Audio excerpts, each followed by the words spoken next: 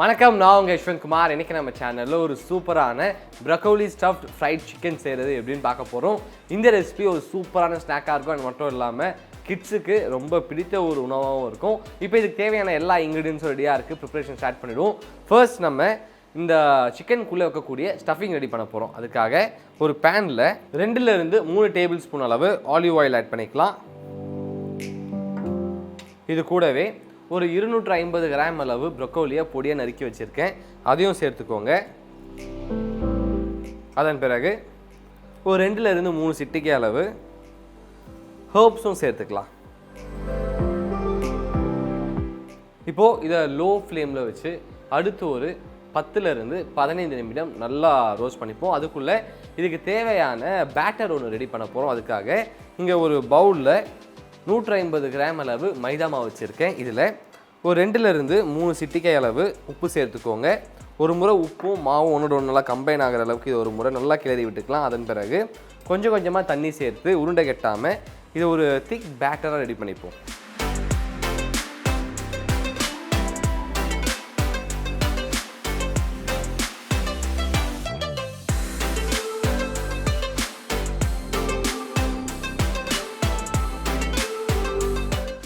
இப்போது இதை நம்ம திக் பேட்டராக ரெடி பண்ணியாச்சு.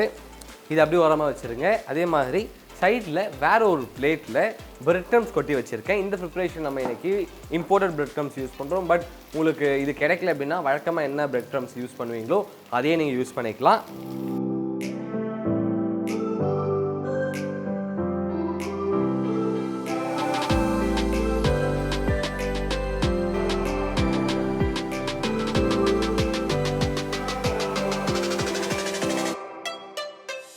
இப்போ நம்ம ப்ரொக்கோலி நல்லா சூப்பராக குக் ஆகிடுச்சு. இப்போ ஸ்டவ் ஆஃப் பண்ணிடுறேன். இதோடைய சூடு லேசாக குறைந்ததன் பிறகு ஒரு 4லேருந்து 5 ப்ராசஸ் க்யூப் சீஸை கிரேட் பண்ணி ஆட் பண்ணிப்போம்.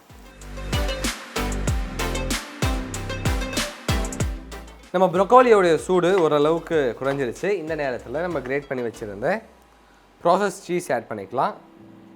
இப்போ இந்த ப்ராசஸ் சீஸும் ப்ரொக்கோலியும் ஒன்றோட நல்லா கம்பைன் ஆகிற அளவுக்கு இது ஒரு முறை நல்லா கிளறி விட்டுப்போம்.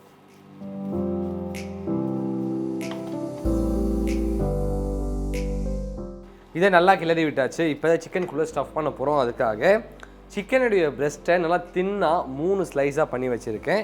ஸோ இந்த மாதிரி நீங்கள் கட் பண்ணதன் பிறகு இதை எடுத்து ஒரு பிளேட்டில் ப்ளேஸ் பண்ணிக்கோங்க.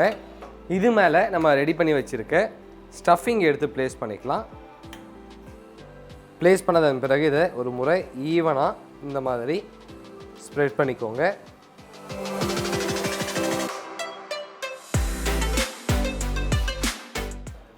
இதை ஈவனாக ஸ்ப்ரெட் பண்ணியாச்சு. இப்போ ஒரு பக்கத்தில் இருந்து இன்னொரு பக்கத்துக்கு இதை அழகாக ஃபோல்ட் பண்ணிக்கிறேன்.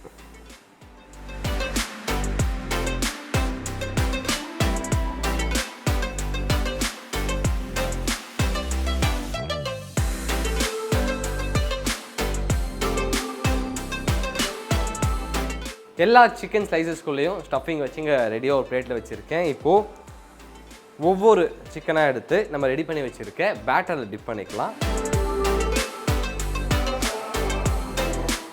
இந்த பேட்டர் சிக்கனை முழுமையாக கோட் பண்ணுற அளவுக்கு இதை டிப் பண்ணதன் பிறகு இதை எக்ஸஸ் பேட்டர் இல்லாத மாதிரி எடுத்து பிரெட் க்ரம்ஸை சேர்த்துப்போம்.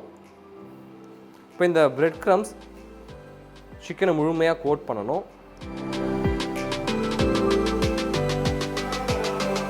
இந்த பிரெட் க்ரம்ஸ் சிக்கனை முழுமையாக கோட் பண்ணிடுச்சு. இதை எடுத்து வேற ஒரு பிளேட்டில் வச்சிடுறேன். இப்போ இதே மாதிரி மீதமுள்ள எல்லா சிக்கனையும் பேட்டரில் போட்டு டிப் பண்ணி எடுத்து பிரெட் க்ரம்ஸ் மூலமாக கோட் பண்ணிக்கலாம்.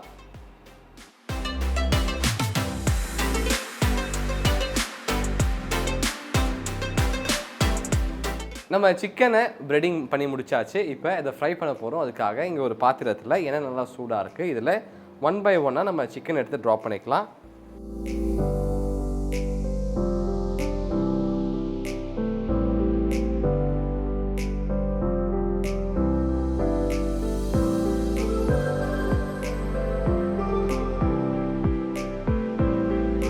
நம்ம சிக்கனை மீடியம் ஃப்ளேமில் வச்சு நல்லா பொன்னிறமாக வர அளவுக்கு இதை ஃப்ரை பண்ணியாச்சு. இப்போ எண்ணெய் இல்லாமல் எடுத்து வேற ஒரு பிளேட்டில் மாற்றிக்கலாம்.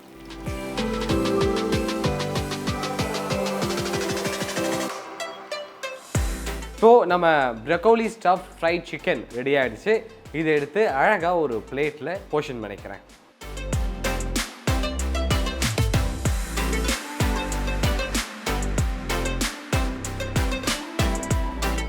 ரொம்பவே சுவையான, சுலபமான, நல்லா மொறுன்னு இருக்கக்கூடிய ப்ரொக்கோலி ஸ்டஃப் சிக்கன் செய்கிறது எப்படின்னு பார்த்துட்டோம். இந்த ரெசிபி உங்களுக்கு பிடிச்சிருக்க நம்பரை மறக்காம வீட்டில் ட்ரை பண்ணி பாருங்கள். ட்ரை பண்ணி பார்த்துட்டு உங்களுடைய ஃபீட்பேக்கை கீழே கமெண்ட் பண்ணுங்கள். இதே மாதிரி இன்னொரு சூப்பர் ரெசிபி உங்களை நான் சந்திக்கிறேன். Until then, bye from Yeshwanth.